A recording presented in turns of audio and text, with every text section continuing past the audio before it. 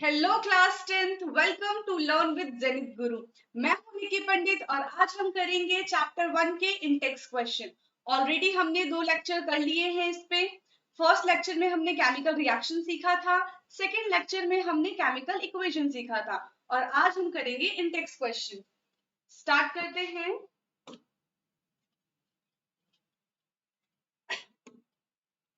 ये है आपका इंडेक्स क्वेश्चन। इससे पहले का हमने सारा एनसीईआरटी से भी कवर किया है। ओके, फर्स्ट क्वेश्चन है हमारा, why should a magnesium ribbon be cleaned before burning in air?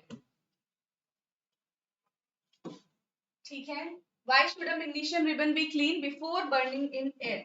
हमें मैग्नीशियम रिबन को क्लीन क्यों करना होता है उसको बर्न करने से पहले? तो उसके पीछे का रीजन क्या है? जो मैग्नीशियम रिबन होता है एक तो बहुत ही ज्यादा रिएक्टिव है।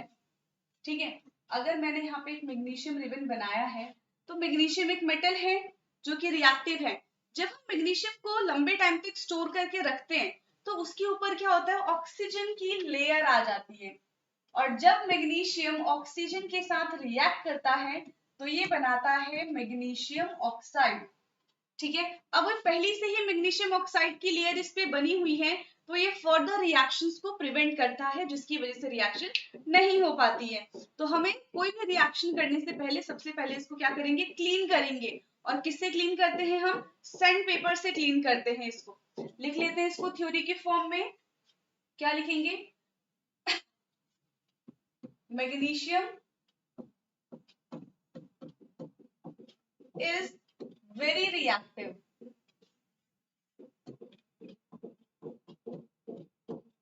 Magnesium is very reactive when it is stored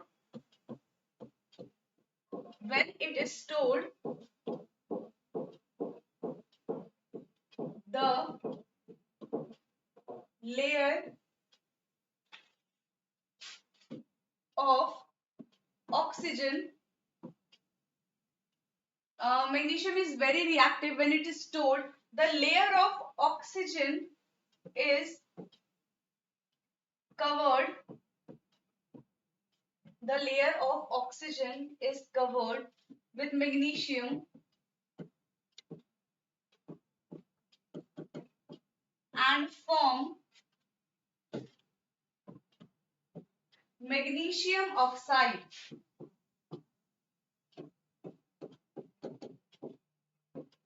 और ये जो मैग्नीशियम ऑक्साइड बनता है ना, ये बहुत ज्यादा स्टेबल होता है। ठीक है, तो ये रिएक्शंस को स्टेबल होने की वजह से ही ये रिएक्शंस को प्रिवेंट करता है। And this layer is quite stable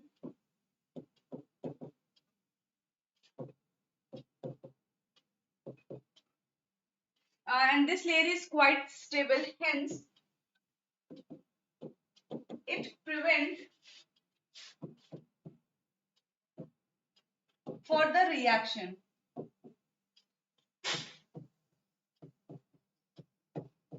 Hence it prevent further reaction. ठीक है, तो ये further reactions को होने से रोकता है। तो हम क्या करेंगे? We should clean magnesium ribbon. We should clean magnesium ribbon with sandpaper.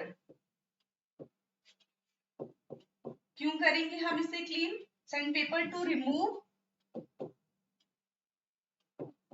This layer.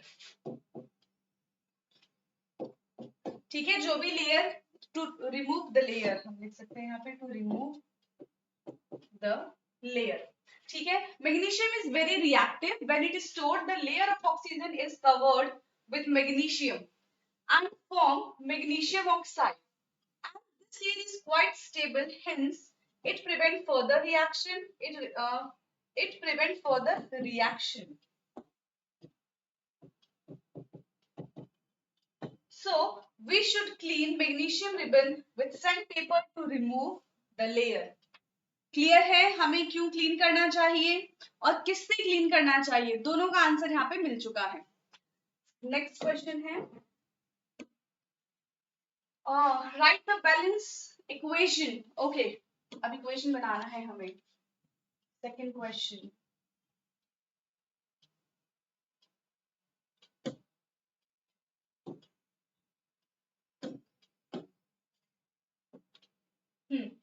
Second question है right the balance chemical equation for the following chemical reaction. सबसे पहला है हाइड्रोजन प्लस क्लोरीन।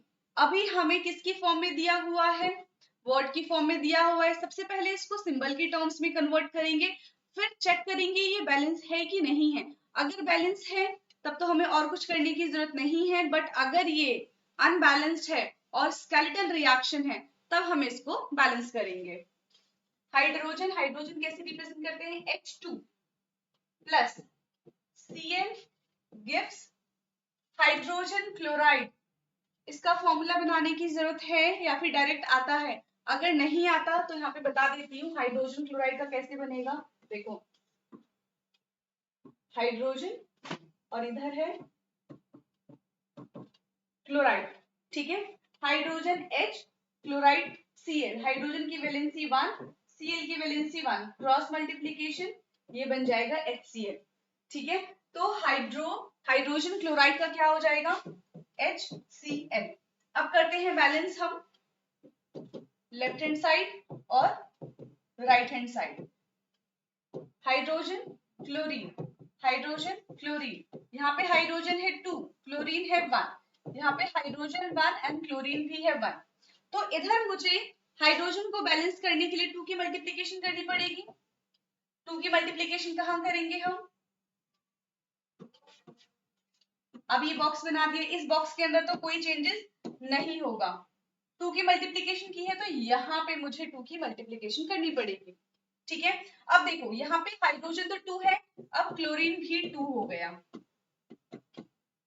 अब यहाँ पे हाइड्रोजन 2 है यानी कि ये बैलेंस है, पर क्लोरीन बैलेंस नहीं है, तो इधर भी 2 की मल्टीप्लीकेशन करनी पड़ेगी। ये हो गया बैलेंस रिएक्शन, ठीक है। सेकंड क्या है, barium chloride aluminium sulphate. Barium chloride,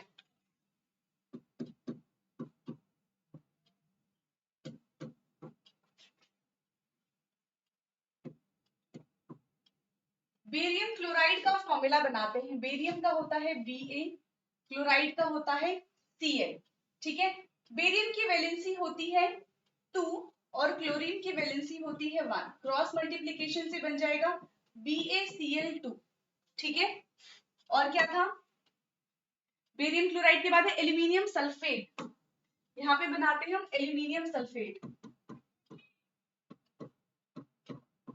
aluminium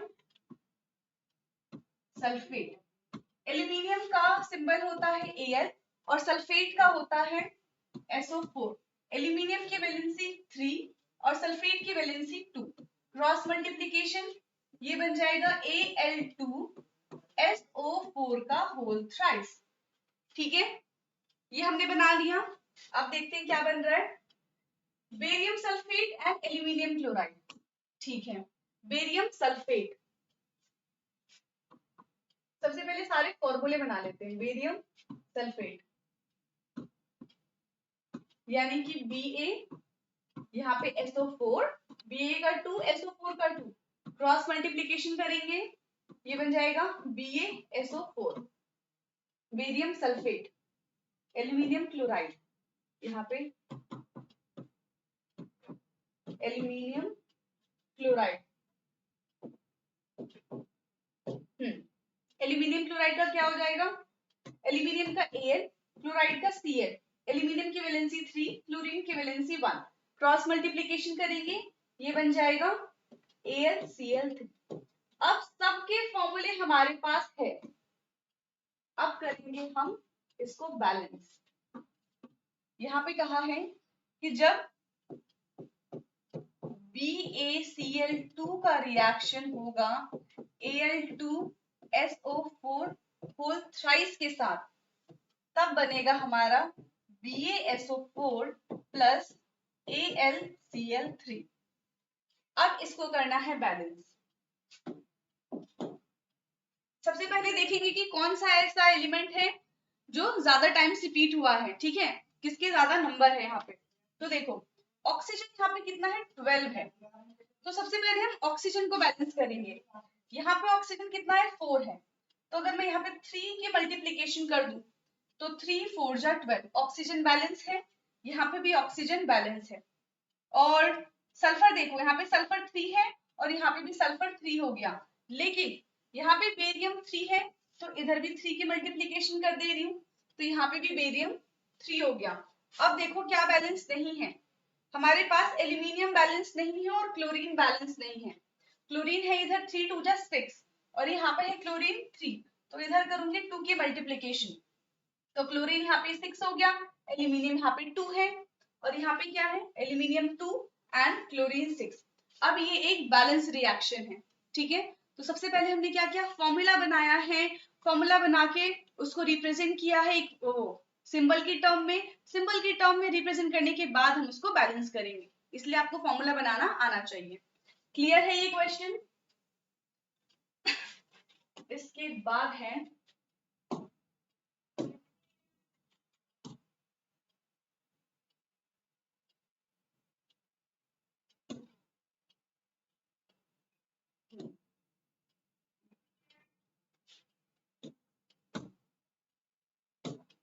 okay, sodium plus water give sodium hydroxide plus hydrogen.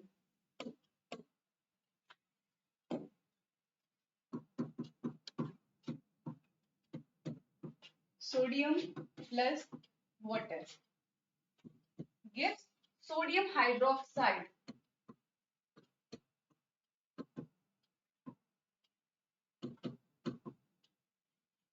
plus hydrogen. तो ये तो इजी लग रहा है, सोडियम का होता है Na प्लस वाटर है H2O गिव्स सोडियम हाइड्रोक्साइड यानी कि NaOH, हाइड्रोक्साइड का होता है OH और यहाँ पे है हाइड्रोजन यानी कि H2। अब करेंगे हम इसको बैलेंस। देखो सोडियम 1 है, यहाँ पे भी सोडियम 1 है, अभी बैलेंस करने की जरूरत नहीं है।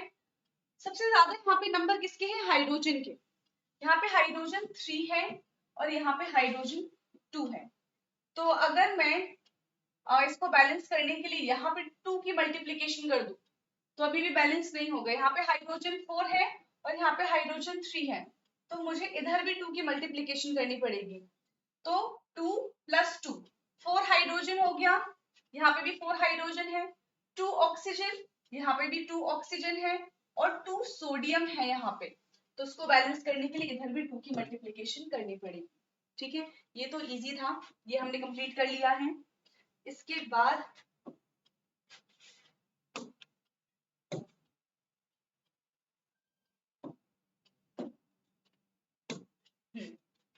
ये तीनों हो गए। इसके बाद है right a chemical balance chemical equation, state the symbols for the following reaction. Okay, फिर से हमें बैलेंस करना है, क्वेश्चन कोड भी वही है। इस बार इन्होंने ना क्या किया है, स्टेटमेंट की फॉर्म में क्वेश्चन दिया है, ठीक है। इस बार क्वेश्चन जो है वो स्टेटमेंट की फॉर्म में है।